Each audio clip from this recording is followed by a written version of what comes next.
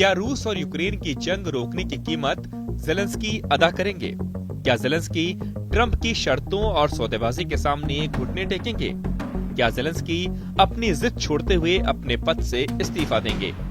ये सारे सवाल इसलिए उठ रहे हैं क्योंकि हाल ही में अमेरिकी राष्ट्रपति डोनाल्ड ट्रंप और यूक्रेनी राष्ट्रपति ज़ेलेंस्की के बीच व्हाइट हाउस में तीखी बहस के बाद दुनिया में सियासी घटनाक्रम ने बड़ी तेजी से करवट ली है।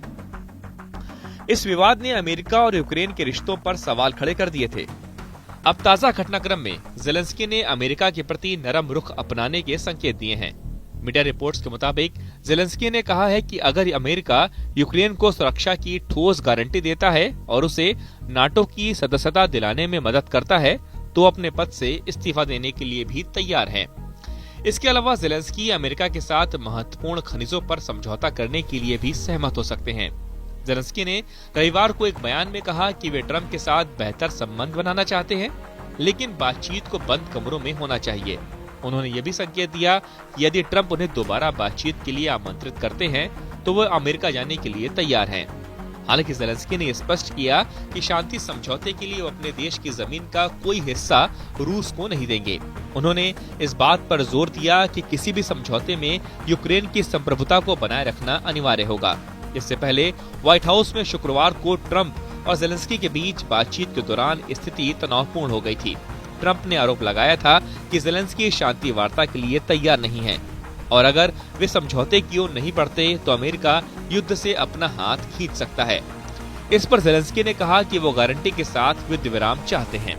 बैठक के दौरान अमेरिका के उपराष्ट्रपति JD वेंस ने कहा कि इस युद्ध का अंत कूटनीति से हो सकता है। इस पर ज़ेलेंस्की ने सवाल किया कि वे किस तरह की कूटनीति की बात कर रहे हैं।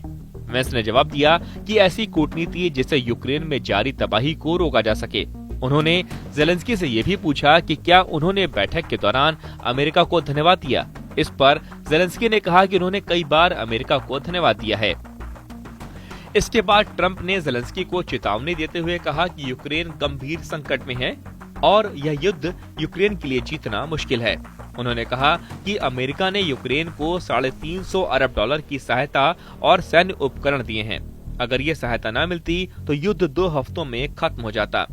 ट्रंप ने ज़ेलेंस्की को यह भी याद दिलाया कि पुतिन के प्रति उनका रुख कठोर है, लेकिन इस तरह बातचीत करने से कोई समझौता संभव नहीं होगा। इस पूरे घटनाक्रम के बाद ये सवाल उठ रहा है कि अमेरिका यूक्रेन को सैन्य और आर्थिक सहायता देना जारी रखेगा या नहीं। ट्रंप प्रशासन ने संकेत दिए हैं कि वे शांति वार्ता को प्राथमिकता देंगे और यदि ज़ेलेंस्की समझौते के लिए तैयार नहीं होते तो अमेरिका अपनी नीति में बदलाव कर सकता है।